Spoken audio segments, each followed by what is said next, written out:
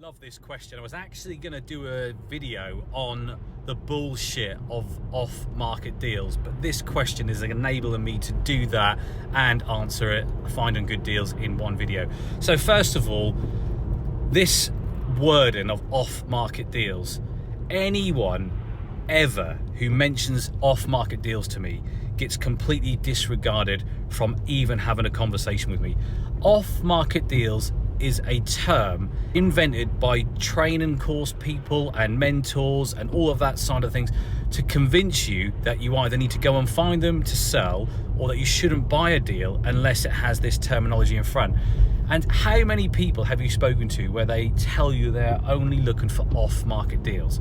I mean, what a complete load of bullshit. It's like going to buy a car and telling people that you're only looking for a car that will make you a cup of coffee. What relevance does it have to drive in a car, or the car being of good construction or well maintained or good service history and everything that is relevant to buying a car?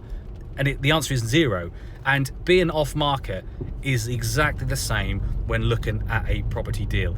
I can categorically tell you now, over the years, I have had property sources contact me about deals I've got on the open market to sell, and they want me to take it off the market so they can position it to their retail investors as an off-market deal, and that they'll get me a higher price than what is advertised for on the open market.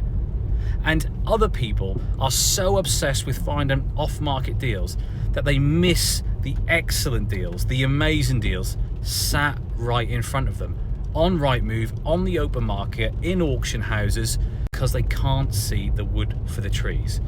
Now, anyone who brings me an off-market deal, I can tell you this now, and this is nearly 15 years of investing, hundreds of deals, literally millions of pounds worth of properties, I have never, ever bought a deal from a property sourcer for the very reason they have never ever stacked up or been what they said they would be.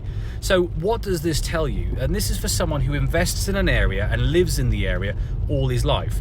So that means that every property sourcer doesn't know the market as well as I do.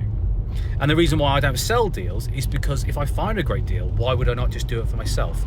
So if you're selling or buying a deal from a deal sourcer, you have to ask some big questions.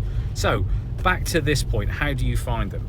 The deals are sat there on the open market. They just need someone to go and see the true value or see the true opportunity.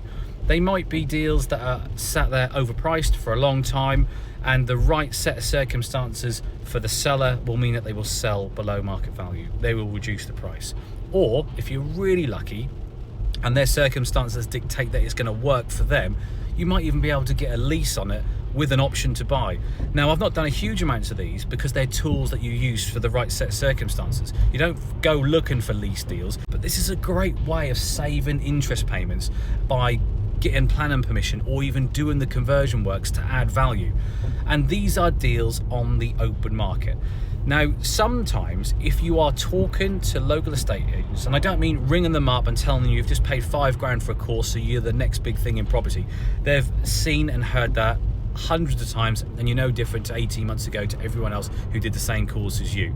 I'm talking about getting to know the agent, getting to know what makes them tick, getting to understand the market and being a solution for them. I cannot tell you how many deals have been brought to me by estate agents before they hit the open market, but they still end up hitting the open market.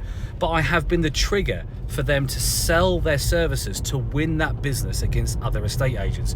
So they're going there and they're talking to someone who might need to sell a property which is hard to mortgage, or they might need to sell it quick, or they might need to sell it without any disruptions, or they don't want to be messed around with someone with a mortgage. And I will come to the top of the list and they will say, well, look, we deal with an investor, he's bought dozens of properties from us, he's never had any issues with buying, he does exactly what he's going to say he's going to do. We can introduce you to him before it goes on the open market or whilst it's on the open market, so he can give you all of the options that you'd needed. But he'll be looking for a deal to reflect his position and the way he buys. And it's that relationship that you need to develop with estate agents, and the only way to really do it isn't by chucking them cash under the table, isn't going buying them donuts and coffees, and isn't going in there with flowers and smiles. It's by putting in the time, buying a deal from them or bringing them a deal and seeing it through to the end. once you do one with one estate agent, all of a sudden you become the unsung hero in that office.